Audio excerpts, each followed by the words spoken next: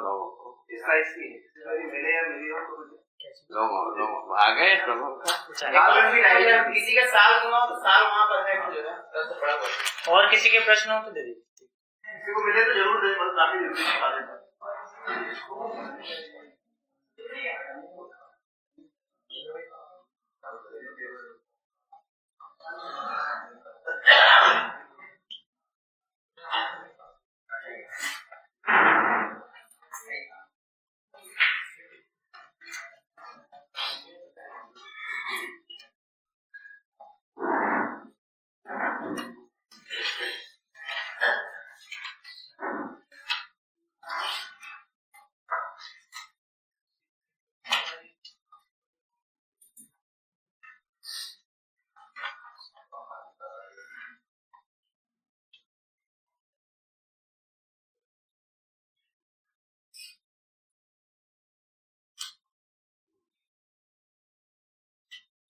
हाँ जी, शुरू करें। देने वाला देते रहेंगे जी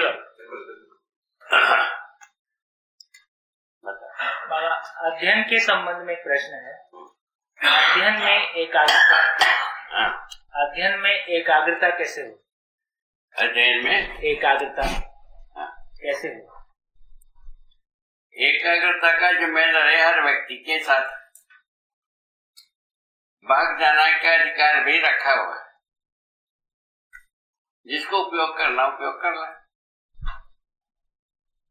अध्ययन एकाग्रता के बिना होता था। सीधा मन लगाए लिखा है, अध्ययन के लिए आदमी को मन लगाना पड़ता है। अनुभव के बाद मन लगा ही रहता है।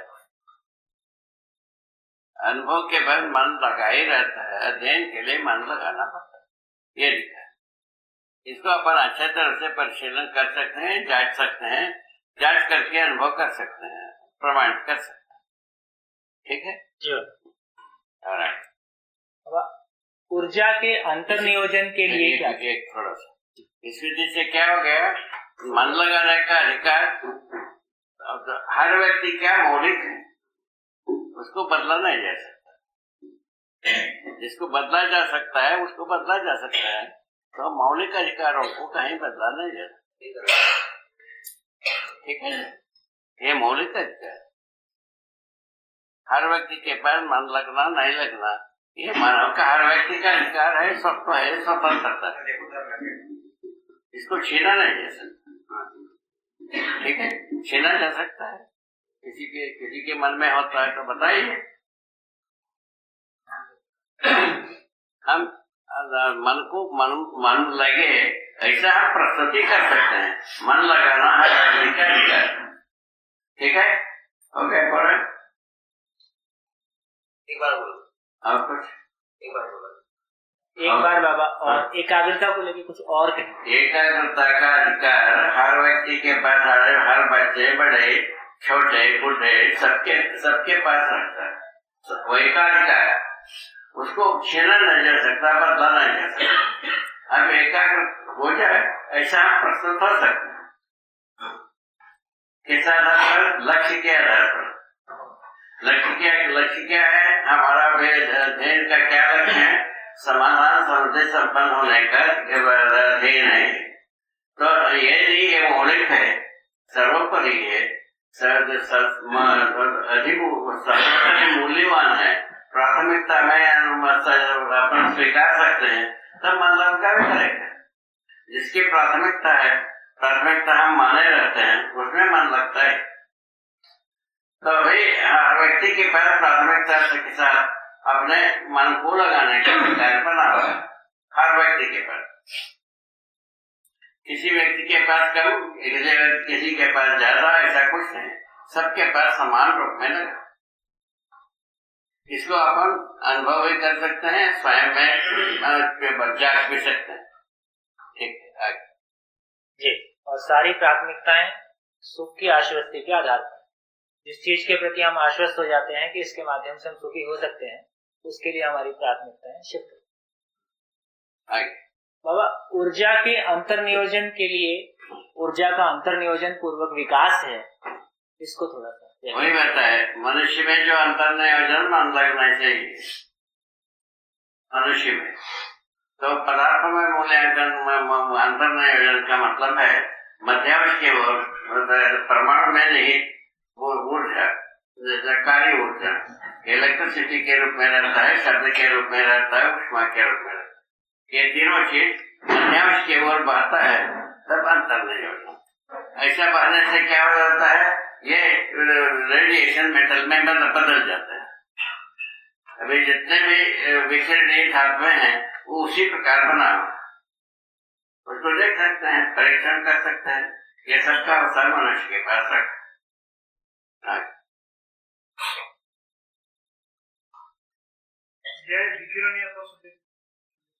अब इसी संदर्भ में विकिरणीयता को एक बार और स्पष्ट करेंगे। विकिरणीयता वो है किरण और विकिरण। प्रकाश का जो तप्त बिंब का प्रकाश को हम किरण मानते हैं। ये जैसा बल्ब जल रहा है, इससे एक किरण के रूप में प्रसारित हो रहा है, ठीक है।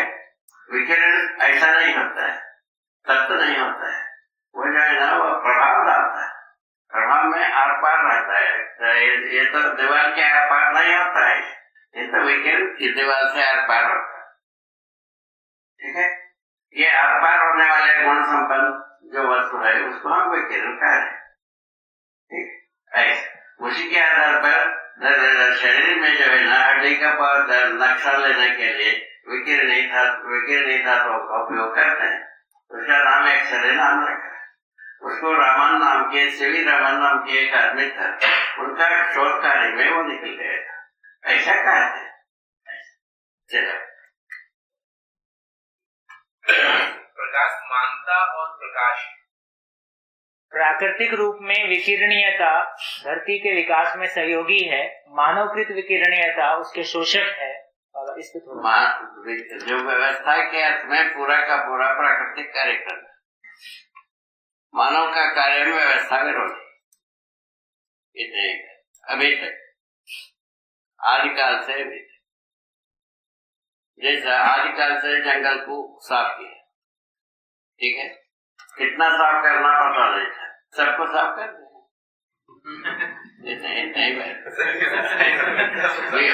विज्ञान है, खनिज के ऊपर टूट पड़ा, खनिज को साफ कर दिया, कितना साफ करना पता नहीं, इतना ही है। तो खनिज वन का अनुपातीय विधि से ऋतु संतुलन बना रहता है। अब क्या करो,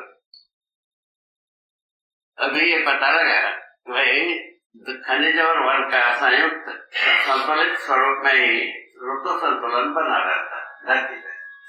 किसी धरती पर चले जाओ, किसी भी धरती पर जाओ, वही बनेगा।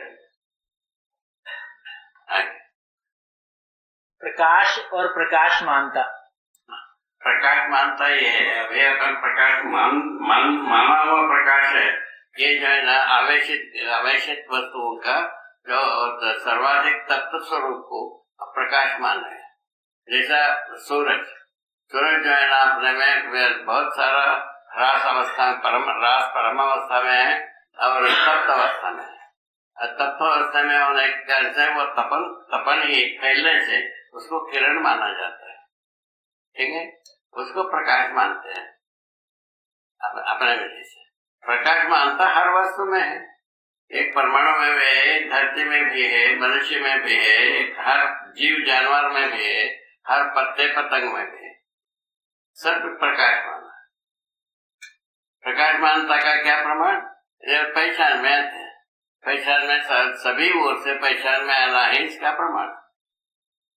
प्रकाश माना है इस बात का प्रमाण क्या है? जैसे सभी ओर से एक व्यक्ति पहचान में आता है, एक मट्टी का कण भी पहचान में आता है सभी ओर से, ठीक है। एक वृक्ष भी सभी ओर से पहचान में आता है, गाय भी पहचान में आता है। ऐसा देखना आप ये देखिए, ठीक है। इसी क्रम में प्रतिबिंबन थोड़ा सा वही वो तो हो गए ना। प्रतिबिंबन जो है ना प्रकाश के आधार पर, प्रकाश मानता के आधार पर दोनों में लगा है। प्रकाश मानता जो है ना दिखता है वो सब प्रतिबिंब है, जो दिखाई पड़ती है एक दूसरे के साथ, वो सब प्रतिबिंब है। प्रतिबिंब ना हो ऐसा कोई वस्तु ही नहीं है। कोई भी वस्तु होगा उसको पहचानने वाला वस्तु भी रहता है, परस्पर पहचानने वाला वस्तु भी है, ऐसा बात।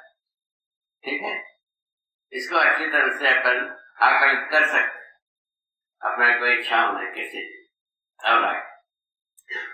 बाबा, रूप गुण स्वभाव धर्म का प्रतिबिंबन होता है तो मानव के अलावा सभी इकाइयों में जो परस्पर पहचान का आधार है वो प्रभाव के आधार पर पहचान बनता है। मनुष्य के साथ चारों भागों के साथ पहचान वस्तुओं का, तो जितने भी पदार्थ अवस्था है रूप के आधार पर पहचान है एक दूसरे, और गुण के आधार पर पहचान है ये पूरा वनस्पति संसार है, और जो इसमें जीव संसार का स्वभाव के आधार पर पहचान, जबकि तीनों का पहचानने वाला मनुष्य है। बात ऐसा है, ये जो इसमें स्वभाव के आधार पर पहचानता है, इसीलिए बाघ का स्वभाव को गाय समझता है। गाय जो बाघ को देख करके भागता है, ठीक है, ये देखने को मिलता है। ठीक है, तो गाय बाघ को पहचानता है तो वो उसके रूप के आधार पर उसका स्वभाव के आधार पर बता तो दिया है, रूप के आधार पर नहीं है। बाघ जैसा एक झाड़ बना रहता है उससे क्या बढ़ाते नहीं है। बाघ को उसके स्वभाव के आधार पर ही पहचान, गाय को गाय का स्वभाव पर ही पहचान। ऐसा है। उसको ऐसा भी कहा जा सकता है अपना खाने के रूप में, रूप गुण स्वभाव के रूप में पहचान, ऐसा कहा जा सकता है। रूप प्रधान में जैसे पदार्थावस्था में पहचान, और गुण स्वभाव धर्म रहता है, ठीक है। और उसी प्रकार वनस्पति संसार में गुण प्रधान विधि से पहचान बाकी रहता है। जीव संसार में स्वभाव प्रधान विधि से पहचान बाकी तीनों रहता है।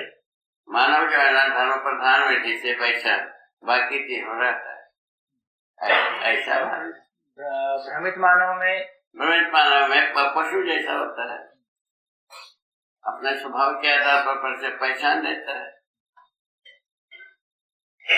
पशु चेतना के जीव चेतना विधि से राक्षस मानव पशु मानव के रूप में पहचान होता है। आप ही देख लीजिए अच्छी तरह से, कोई भी देख सकते हैं, कोई भी समझ सकते हैं, कोई भी परिशीलन कर सकते हैं, निर्णय ले सकते। और आगे कक्षा 1 से 5 तक के विद्यार्थियों को स्वावलंबन की शिक्षा किस प्रकार दी जाए? स्वावलंबन के ऊपर ध्यान दिलाना होता है। शिक्षा कहाँ से दोगे? और तो 5 वर्ष तक के तो कमा के दे देंगे, खेत में खेत जोतेंगे। इसी का प्रश्न है। वही वाला बात हो गया। बच्चे करें, क्या मतलब है? किसी के आयु के बाद सब कुछ करना ही होगा। अब इसको प्राय ऐसा कहा जाता है, हो सकता है 2 वर्ष ज्यादा कम हो, 16 वर्ष तक हर बच्चे तो उत्पादन नहीं होता है, ऐसा माना जाता है। इसीलिए 10 वर्ष शिक्षा देने के बाद उत्पादन में विद्यार्थियों को लगना चाहिए, ऐसा लिखा है इसी आधार। 10 वर्ष की शिक्षा के बाद 16 वर्ष से उत्पादन कार्य में हर विद्यार्थी लगना चाहिए। ठीक है, वो कब होगा? अध्यापक वो जो उत्पादन में कार्य करता हो तब ना होगा, वैसे हो जाएंगे आकाश में। अध्यापक उत्पादन कार्य में भागीदारी करता हो तब वो विद्यार्थी लगेगी। उसका क्या प्रमाण? उसका प्रमाण है किसान का परिणाम है परिवार में हर बच्चे किसानी के ओर लगते ही है, बिना बोले। आजकल नहीं लगते बाबा, आजकल नहीं लगते, पढ़ने वाले नहीं लगते हैं, पुनः वही लोग बिना पढ़े वाले लगते हैं। बिना पढ़े वाले सब लगते हैं। पढ़ाई का प्रभाव है कुछ भी ना करे, नालायक हो, बेवकूफ हो, अपराध करें। इससे ज्यादा हल्ला करना ठीक नहीं ना। उनका दबाव है कि जितने भी तर्क है वो सब हर किताब में जोड़ रखा है। अब क्या कहेंगे? हर कार्यक्रम में जोड़ रखा है, हर व्यापार में जोड़ रखा है, हर उद्योग में जोड़ रखा है। ठीक है, हर का तो नहीं। उसका अंतिम बात है कैसे भी कितने भी अपराध हो, पैसा पैदा कर दिया तो सुपर, जब पैसा नहीं पैदा किया वो ऐसा हारा विवाद मानते हैं। इसको क्या करो? सही पर को अध्यापन कराने का योग्यता हर अभिभावक के पास तो नहीं है। ठीक है, इसको अभी भी बोलते हैं कि तो सही चीज क्या है उसको अध्यापन कराने की अर्हता किसी अध्यापक के पास नहीं है। चाहे प्राइमरी स्कूल हो, चाहे डॉक्टरेट को पढ़ाता, सही गलती का सीमांकन रेखा खींचने के अधिकार अभी तक तो किसी के पास नहीं। इस पर फर्ज ध्यान दिलाओ। बाबा, सही गलती को पहचान पाते तो ग्लोबल वार्मिंग, फैमिली वार्मिंग नहीं है? सही गलत को रेखांकित कर पाते तो ये कई को होता है, घटना कई को होता है। ग्लोबल वार्मिंग, फैमिली वार्मिंग नहीं है? फैमिली वार्मिंग होना नहीं था। वही अभी जो हमारा जानते नहीं है इस बात का गवाही में है ग्लोबल वार्मिंग। ठीक है, आगे एक जिज्ञासा है कि आकाश में गर्जना तथा बिजली की चमक को आपने किस प्रकार देखा है? क्या मतलब?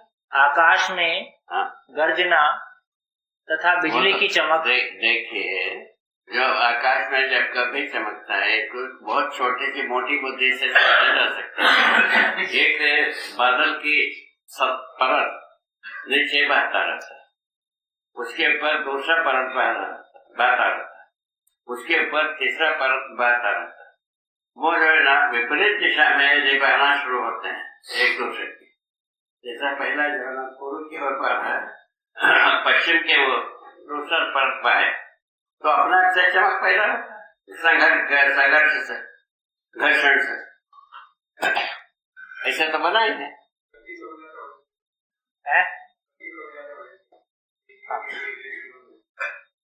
जी, वही घर्षण हो गया, घर्षण के कारण होता है। ये ठीक हो गया? ये ठीक हुआ कि नहीं? जी बाबा, बढ़िया हुआ। ये कोई तकलीफ हो तो बता। पूरा सभा बैठा है सोचने के लिए। और मानव में कल्पनाशीलता, कर्म स्वतंत्रता दोनों रहता है, तो क्या कल्पनाशीलता को पूरा करने के लिए अध्ययन किया जा रहा है? अध्ययन अभी तक नहीं हुआ। वर्तमान तक किसी भी विधि से इस प्रस्ताव को छोड़ के और कहीं भी कल्पनाशीलता को संतुष्टि देने के लिए कोई अध्ययन नहीं हुआ। ऐसा इतिहास में कहीं भी नहीं। सभी जो है ना कर्म स्वतंत्रता को कहीं ना कहीं प्रबोधित करने के लिए ऐसा करो, ऐसा ना करो, ऐसा बात कहा। ठीक है, तो कल्पनाशीलता के केवल समाधान में ही होता जिसको हमने अनुसंधान किया। ठीक है, छोटा सा काम। और आगे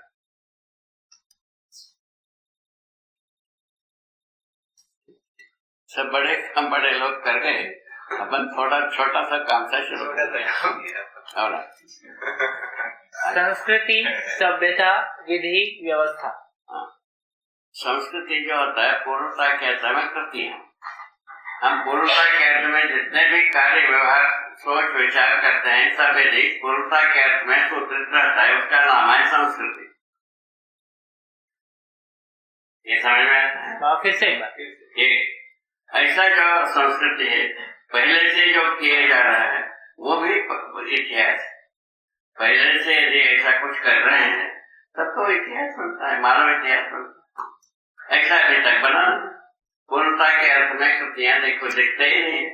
अभी पहले झोपड़े में जाते थे, उसके बाद घर बन गए खप्पर वाला, उसके बाद तारसी वाला, उसके बाद वाला लोहा वाला छत बनने लगे। ये सब देखे थे।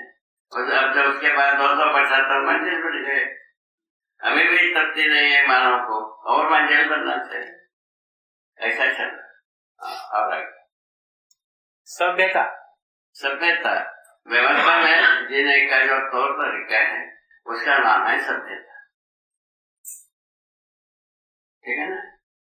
पूर्णता के अर्थ में अभ्यास करते रहना, ये सभ्यता है। पूर्णता क्या चीज है? समाधान, समृद्धि या भय सा अस्तित्व क्या अभ्यास करते ही रहना निरंतर। इसमें व्यवस्था में भागीदारी का नाम, यही व्यवस्था के में भागीदारी का नाम। सभ्यता व्यवस्था में भागीदारी का दूसरा नाम। ठीक है। हाँ। वो संस्कृति सहित होता है सभ्यता। संस्कृति सहित सभ्यता संपन्न होता है। ऐसा अपन पहचाने है, उसको अध्ययन करने के लिए दिया। ठीक। विधि जो आता है, मानव चेतना में जीना विधि है, जीव चेतना में जीना निषेध। ये अपने को पता रखे। इसके पहले विधि निषेध के बारे में सोचा गया, इसमें दो राय नहीं, ये तो वो रेखाकरण हुआ नहीं, क्योंकि मानव चेतना को इंट्रोड्यूस करना बना नहीं। ठीक है। जीव चेतना में विधि निषेध का रेखा बनता नहीं, इतना ही बात। इसी आधार पर अपन कह रहे हैं अभी तक विधि निषेध का बीच में लक्ष्मण रेखा अभी तक बनाना। ठीक है। हाँ, आगे व्यवस्था तो विश्वास पूर्वक जीने के लिए जो कुछ भी कार्यकलाप है वो हम उसको व्यवस्था नाम दिए। ठीक है। विश्वास पूर्वक जीने के लिए जो कुछ भी कार्यकलाप है, कार्यकलाप क्या है? जैसे कायिक, वाचिक, मानसिक कार्य अनुमोदित रूप में जितने भी कार्यकलाप करते हैं वो सभी जो विश्वास पूर्वक जीने योग्य होता है, तो उसका नाम है व्यवस्था। ठीक है। उसका व्याख्या क्या है? व्याख्या करने पर परिवार मूलक और राज्य व्यवस्था दृष्टिकोण, उसका व्याख्या है। अब क्या चाहते हैं? ये पूरा हो गया? यदि समझने पर पूरा होता है कि नहीं होता है? आगे वही साल होंगे। और एक जिज्ञासा है कि जिस शरीर से मानव शरीर का प्रकटन हुआ होगा, क्या वो शरीर अभी अस्तित्व में उपलब्ध होगा? माने उस प्रजाति की उपलब्ध हो ना हो, किंतु वो भ्रूण तो इसके पूर्वावस्था में ही बना रहा। वैसे परंपरा होने के बाद उसकी आवश्यकता खत्म हो गई। कैसा खत्म होता है? तो जो भ्रूण जो बनता है वो जब साकार होता है वो उसके विरोधी हो जाता है। फिर से विरोधी के मतलब क्या हुआ? उसकी आवश्यकता नहीं है। जीवों से मनुष्य शरीर जन्मने की आवश्यकता खत्म कर देता है। ऐसा ये परंपरा के रूप में आने के कारण, परंपरा के रूप में जब तक कनेक्ट नहीं होता तब तक प्रयत्न चलता ही रहता है। इसमें किसको क्या था? मनुष्य का उदय होने की मूल में जो व्यवस्था है वैसे ही है किसी भी धरती में। ठीक, आगे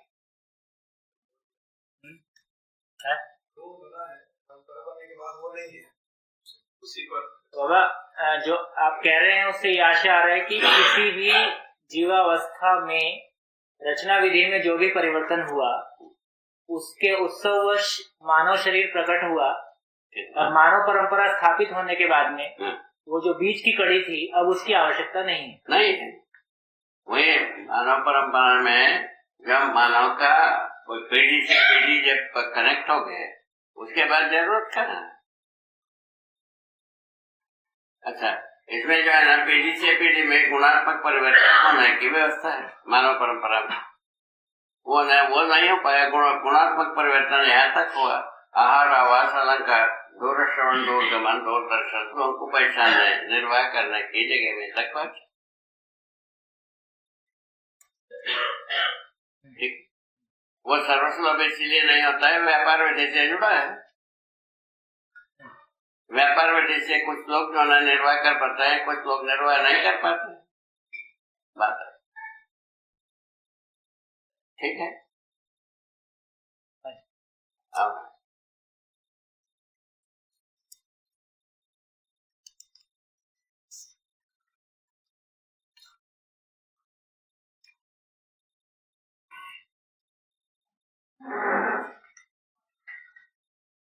ये जिज्ञासा बाबा आई है, पर ये अपने आप में अधूरी है। मध्यांश से नियंत्रित होकर भी भ्रमित मानव गलती क्यों करता है? मध्यांश से नियंत्रित नहीं रहता है, तो आप ही व्यवस्था में मध्यांश से ही नियंत्रण पाया जाता है। मानव के चैतन्य इकाई में मध्यांश से नियंत्रित क्यों नहीं पाया जाता? वो जागृति का आधार। ऐसा क्यों हो रहा है? क्यों फर्क क्यों हो रहा है? यहाँ व्यवस्था में ऐसा हो रहा है और यहाँ व्यवस्था में ऐसा क्यों? मन बुद्धि चित्त बुद्धि ऐसे परिवर्तन के क्यों है? तो बाकी व्यवस्था में मध्यांश से पूरी की पूरी व्यवस्था आगे की परिवेश चैतन्य इकाई में क्यों नहीं? आप ये कह रहे हैं कि मानव संस्कार अनुषंगी क्यों है, इसका मतलब ये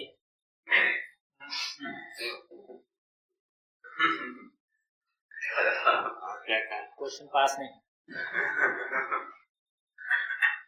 जी बाबा, लगभग इनके जितने प्रश्न आए वो उत्तरित हो गए, खत्म हो गए। और पूछना, और किसी कुछ पूछना है, पूछ सकते हैं। वास्तविकता मतलब पृथ्वी से जुड़ा। हाँ, और आदेश, निर्देश और संदेश। आदेश में जो है ना, हम जैसा कहते हैं वैसा करो। क्या बात है? ये समझ में आता है? आदेश का मतलब है, और निर्देश का मतलब है ऐसा कर सकते हैं। ठीक है। उसके बाद संदेश ऐसा कर सकते हैं, ऐसा पहले बात हो गई। और आप जो है ना, आपका इच्छानुसार आप ऐसा कर सकते हैं, ये संदेश। पूर्णता के अर्थ में आदेश, पूर्णता के अर्थ में माने सलाह, प्रस्ताव को हम संदेश नाम दिए। पूर्णता के अर्थ में प्रस्ताव रखने का कार्यक्रम का नाम है संदेश। ठीक है, ऐसी तरह से सोचिए। ठीक होता है तो अपने में कितना उपयोगी, संसार के लिए कितना उपयोगी, आप ही सोचिए। और आगे उपाय और उपदेश। हाँ, उपाय जो है ना भौतिक रासायनिक वस्तु के साथ होता है। उपदेश जितने भी है, उपाय को सुझाते हैं अच्छे ढंग से जीने के लिए। अच्छे ढंग से जीना, ज्ञान के विचार के अलावा जी नहीं सकते। कोई भी आदमी है, जीना विचार पूर्वक ही होता है। इसको अपने को समझना पड़ेगा। विचार पूर्वक हम जीते हैं, इस बात को हम विश्वास करते हैं। उस स्थिति में तो विचार उपाय क्या चीज है?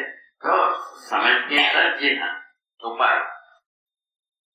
समझदारी के बारे में जो है ना, अभी तक सुनिश्चितता नहीं थी, अभी सुनिश्चित होने के लिए प्रस्ताव रखा। आप स्वयं सोचिए, अभी जो आपके सामने ज्ञान के रूप में जो शास्त्र, दर्शन ज्ञान, जीवन ज्ञान, मानवता पूर्ण आचरण ज्ञान, ये तीनों बातें एकत्रित होने से ज्ञान हुआ। ऐसे ज्ञान से हम पूरा अच्छे ढंग से जी पाते हैं, नहीं जी पाते हैं, तय करें। हर व्यक्ति तय कर सकता है। ठीक है, ठीक हो गया। और हाँ जी, और कुछ?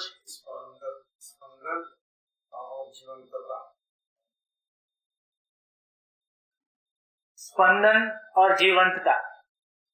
स्पंदन, संबंध, स्पंदन जो प्राणावस्था में स्पंदन, प्राणावस्था में स्पंदन जो प्राण कोशाओं में संकुचन प्रसारण है। स्पंदन, जी बाबा। स्पंदन की बात है सांस लेना।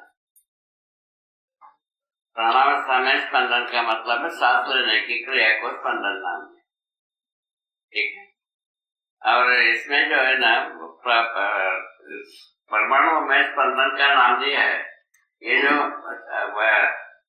वर्तुलात्मक गति और कंपनात्मक, वर्तुलात्मक गति और घूर्णन गति के संयोग से कंपनात्मक गति पैदा होता है, उसको स्पंदन नाम दिया,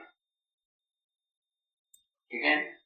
और वही जीवावस्था में तो जीने की आशा, जीने की तरीका, इन दोनों के बीच में स्पंदन। स्पंदन से क्या हुआ? संवेदनाओं का अभिव्यक्ति हो। मानव में स्पंदन तो समझदारी के आधार पर क्रियाकलापों को तय करना स्पंदन, ठीक है। और अभी भी आदमी अपने में समझदारी के साथ ही हम कार्य को निश्चय कर रहे हैं मानता है। उसने समझदारी के साथ निश्चय करने का जो फल है वो सकारात्मक आता है। इस आधार पर पुनर्विचार कर रहे हैं। अभी अपन पुनर्विचार करने का आधार इतना ही है, ठीक है। ये बात समझ में आता है? नहीं आता? ये बात समझ में आता है कि नहीं आता है? पूछो ना भाई। जीवंतता। हाँ ये जीवंतता क्या कहा? जीवंतता, जीवंतता, जीवन और शरीर का संयुक्त रूप में जीवंतता। मृत्यु वही है, जीवन शरीर को छोड़ देता है, ठीक। बहुत साधारण। अब बाबा सह अस्तित्व ही ज्ञान है या व्यापक ही ज्ञान है? ज्ञान जो है ज्ञान रूप में जो है ना व्यापक वस्तु ही है। उसका धारक वो हकता प्रकृति के पास,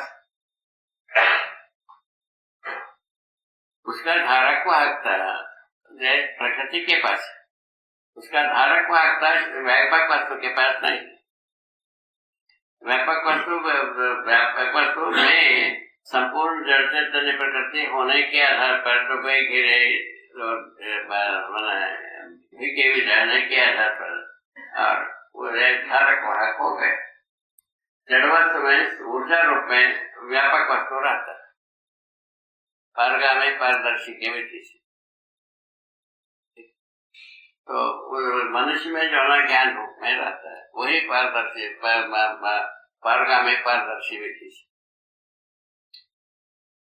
वो सिद्धांत तो वही है, मूल है, ठीक। और ये बाबा एक बार और इसको व्यापक ही ज्ञान है इसको कैसे समझें? जैसे ज्ञान जो है ना कितने भी दूर में जाता है वो विकृत नहीं होता है। शास्त्र दर्शन ज्ञान, जीवन ज्ञान, मानवता पूर्णाचरण ज्ञान यदि ठीक से हमको समझ में आता है और हमको आपको बोध कराते हैं, उसमें विकृति क्या है? यदि समझ पूरा नहीं है उसका विकार होके रहेगा। कैसा होके रहेगा? मानव का कल्पनाशीलता जोड़ करके विकृत होता है।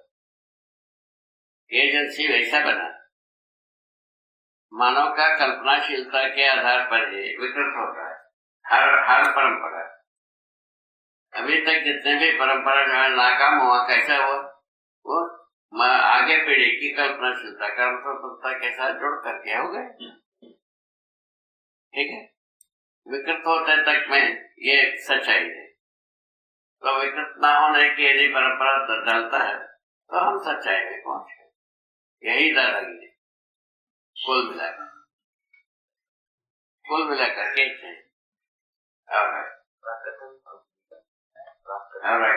और दो शब्द हैं प्राकथन और भूमिका। दोनों में क्या फर्क है? भूमिका में पृष्ठभूमि को बताया जाता है। प्रकथन में हम जो कहने जा रहे हैं उसका सार संक्षेप पहले से कह। पूर्व कथन प्रकथन का मतलब तो कुछ भी कहने के पूर्व कथन है। उसमें पृष्ठभूमि समाये रहता है, भूमिका समाये रहता है। और आगे एक साक्षात्कार, तदाकार, तद्रूप, ब्रह्मवशी स्पष्ट है। साक्षात्कार, तदाकार, तद्रूप, स्वीकृति, इन चारों को थोड़ा सा अंतर संबंध कैसा है? वो तो स्वाभाविक है ना। साक्षात्कार का मतलब ये ठीक है, ये स्वीकृति। तदाकार होना, इसको हम स्वीकार करके अनुभव किए हैं, इसका स्वीकृति। अनुभव के पश्चात तो बदलता है, ठीक है ना। उसके बाद प्रमाण होता है। इसीलिए अनुभव मूलक वजह से आदमी अपने संपूर्णता के साथ जी पाता है, अपने संपूर्णता के साथ। जब नहीं तो क्या होता, मानव जो है ना कि कोई आंशिक रूप में ही जी पाता है, बाकी सब बेरहम रहता है। हर व्यक्ति अपने में इसको आकलित कर सकता है, ठीक है, ठीक है। और प्रकृति में क्या दुर्घटनाएं निश्चित हैं? प्रकृति में कोई दुर्घटना होता ही नहीं। हम दुर्घटना का आधार केवल आदमी है, सारा दुर्घटना का। आदमी के अलावा दुर्घटना का घटना घटित करने वाला अस्तित्व में एलिमेंट ही नहीं है। जैसे किसी अनुमान पूर्वक होने वाली दुर्घटना का कोई संकेत मिलता है, तो इसका मतलब दुर्घटना पहले से निश्चित थी। दुर्घटना करने का अधिकार होने का प्रमाण है। दुर्घटना घटित करने की अर्हता का प्रमाण है। पूर्वाभास होना ये उसी का प्रमाण, ठीक है ना। उसी प्रकार सदघटना के प्रतिबिंब में आभास होता है। दोनों बात को देखा जा रहा है। और क्या था, मनुष्य का रहता का एक द्योतक है। मानव गलती करेगा, ये चीज अनुमान में आ जाता है। हाँ, गलती है ये अनुमान में रहता है। हर गलती के पूर्व में गलती ये होगा, इस बात का अनुमान रहता है। गलती करते समय में वो नहीं रहता। क्या सुना? गलती करते समय में नहीं रहता, नहीं, क्योंकि गलती करते समय में रहता तो गलती नहीं करता, गलती नहीं करेगा। इसीलिए पूर्वाभास होता है। आवेशवश गलती करते समय जो आवेश है, आवेशवश करता। इसीलिए आवेश जो है ना, कहीं किसी काम किसी विधि से सही पद का आधार नहीं बनता, ठीक है ना।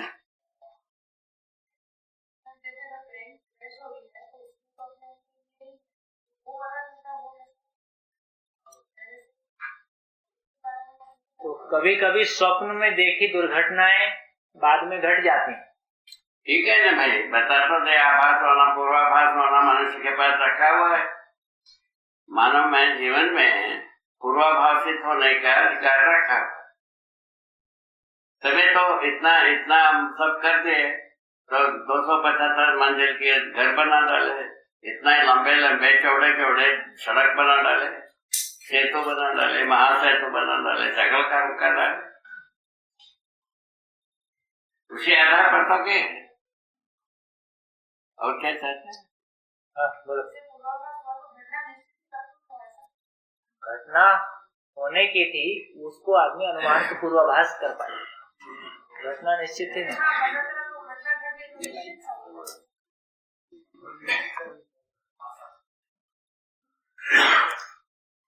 अनुभव में वर्तमान क्रिया प्रतिष्ठा है, भूत और भविष्य केवल अनुमान में है। भूत और भविष्य केवल अनुमान में है। अनुमान है, क्योंकि भूत और भविष्य होते ही नहीं। वर्तमान ही नहीं, भूत भविष्य वर्तमान कहलाता है। वो निरंतरता है। वर्तमान निरंतर है, ठीक है ना।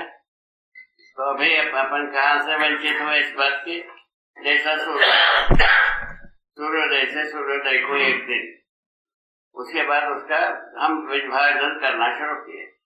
चाहे एक दिन को 24 घंटे में विभाजन किया, वो 24 घंटे में 1 घंटे को 60 भाग में किया, 60 भाग में से 1 भाग को पुनः 60 किया, पुनः 60 किया, ऐसा कई बार कर डालने के पश्चात समय का वर्तमान ही नहीं रह गया, ऐसे जगह में पहुंचे।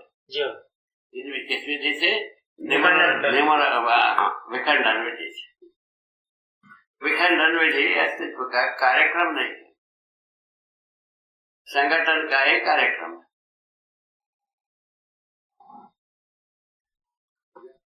अस्तित्व में जो कुछ भी है वो संगठन का कार्यक्रम है, विघटन का कार्यक्रम नहीं है।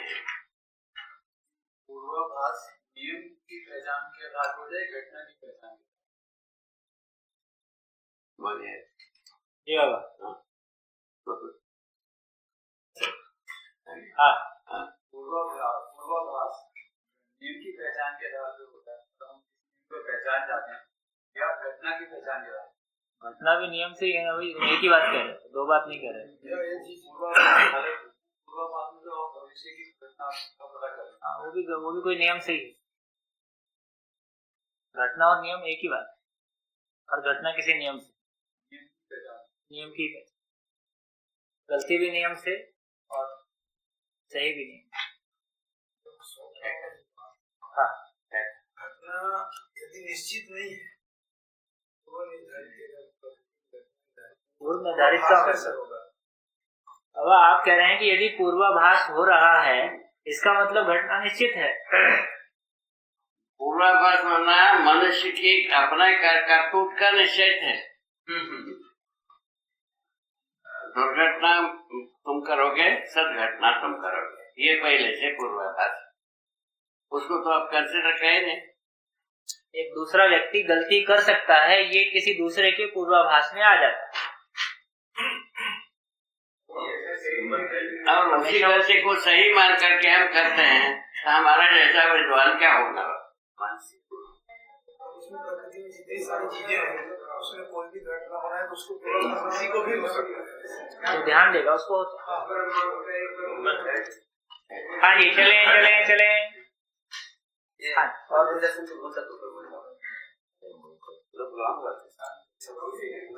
हाँ जी,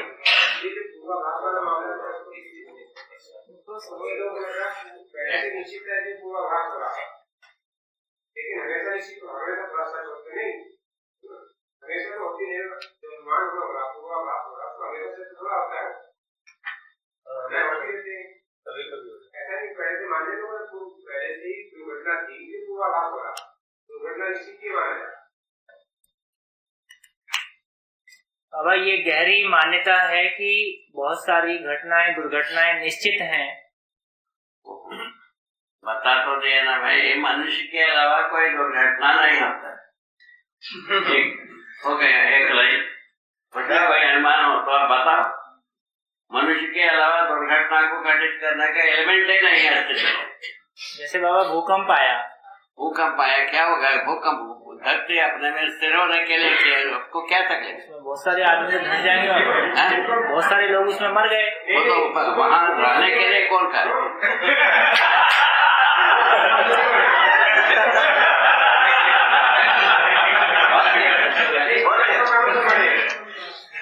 वहाँ रहने के लिए कौन कर? ठीक है, बताओ। जैसे हिरोशिमा में आटम बम डालते, आदमी के अलावा कोई डालेगा? अभी तक उसका प्रभाव रखा है। धरती अपने में सुस्थिर होने के लिए, स्वस्थ रहने के लिए जो कुछ क्रियाकलाप करेगा नहीं करेगा। क्या कहना है? करेगा। तो उसके अंदर हम जब विकसित हैं, उनका जो रूप को रह करके उससे बच करके जीना है।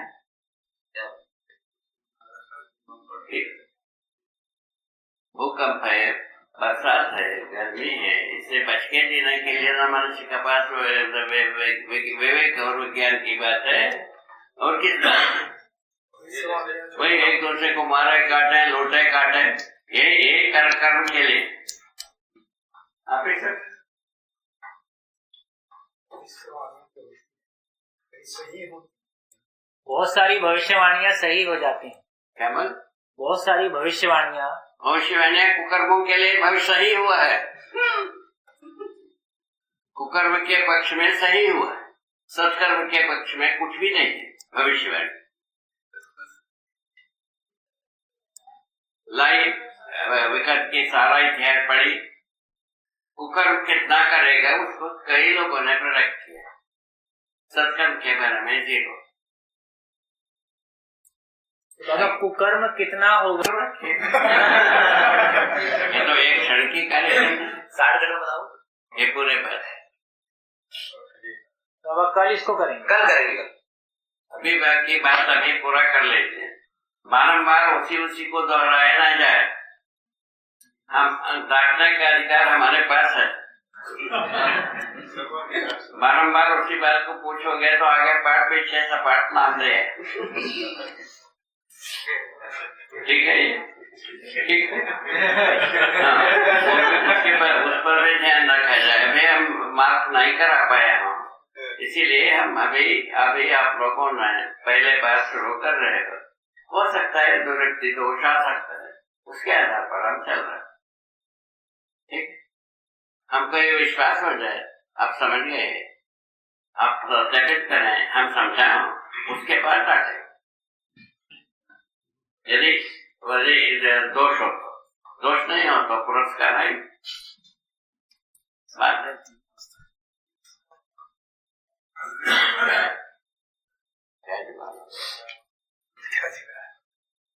बाबा वैसे दर्शन में स्पंदन शब्द प्राणावस्था के लिए इस्तेमाल हुआ है, प्राणावस्था के लिए इस्तेमाल हुआ है। स्पंदन जो शब्द है पदार्थावस्था में बाबा स्पंदन संकुचन प्रसारण। देखिए प्राणावस्था में संबंध जो है ना, जड़ से पति से संबंध है। स्पंदन बाबा, स्पंदन, स्पंदन, संबंध, स्पंदन बाबा, स्पंदन, एक संकोचन प्रसारण वर्ष स्पंदन, स्पंदन।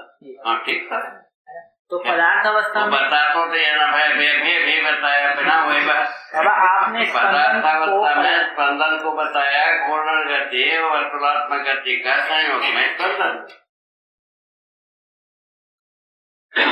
उसी को दूसरा भाषा में कंपन, वो कंपनात्मक गति को ही स्पंदन नाम दिया है पदार्थ अवस्था में।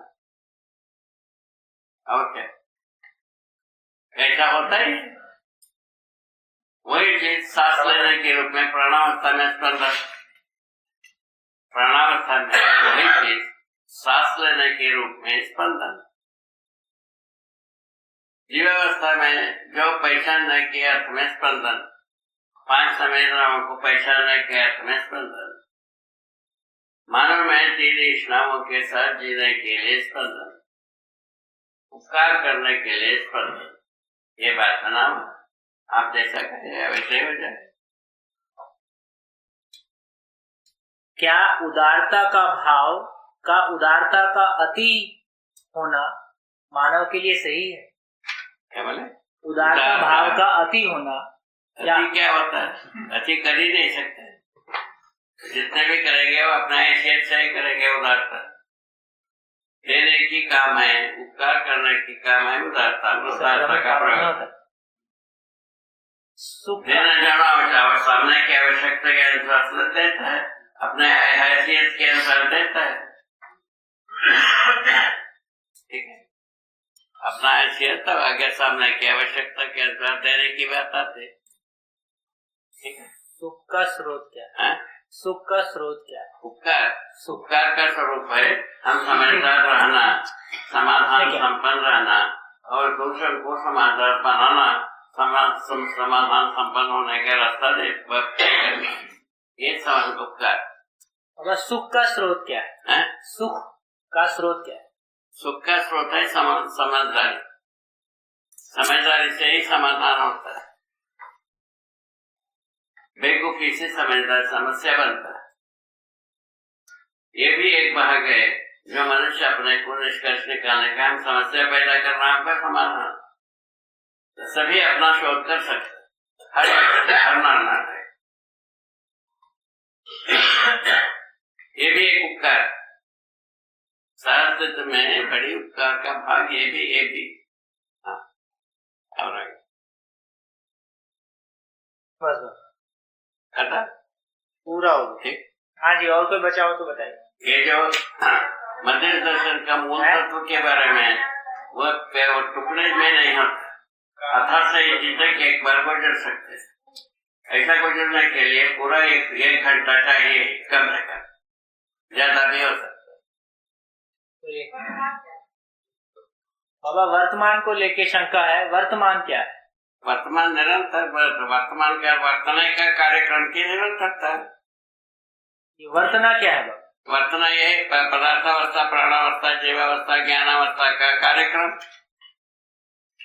सोच विचार जो है, निर्णय जो है निरंतर योजना, यही कार्य योजना, ये वर्तमान है। कार्य योजना ही वर्तमान है। ये सभी अपने में है कि नहीं? मनुष्य तो प्रकृति अपना कार्यक्रम कर रहे हैं कि नहीं? क्या आप रोक पाएंगे किसी को? अव्यवस्था पैदा कर पाएंगे मनुष्य के पास अधिकार है। व्यवस्था में जी सकते हैं, इसका अधिकार है। उसमें से क्या होना चाहिए सोच लीजिए। अव्यवस्था पैदा कर सकते हैं और व्यवस्था में जी सकते हैं। व्यवस्था में स्वयं को पालना चाहता है, हर आदमी हर अपराधी, और दूसरों के साथ अव्यवस्था पैदा करता है। ये सब जो है ना, हम लोग अपराधियों के साथ करने में निर्णय हो गए, ऐसा बात। ओके, बहुत बढ़िया और बहुत धन्यवाद, बहुत बढ़िया आप लोगों ने ध्यान दिया और मैं समझता हूँ हर बात आपका हृदय में पहुंचा होगा। आप लोगों को जैसा भी होगा बहुत सारे बात और बचा कुचा होगा तो पुनः विचार करेंगे जरूरत पड़ने पर, ठीक है? फिर तो सब बात स्पष्ट होना चाहिए। इस सेशन में मैं ऐसा सोच रहा हूँ, ठीक है? आप लोगों को हर बार हर मुद्दा स्पष्ट होता है, उसके बाद आपका स्वतंत्रता से सोचिए, ऐसा बनता है, ठीक? नारायण, जय हो, मंगल हो, कल्याण।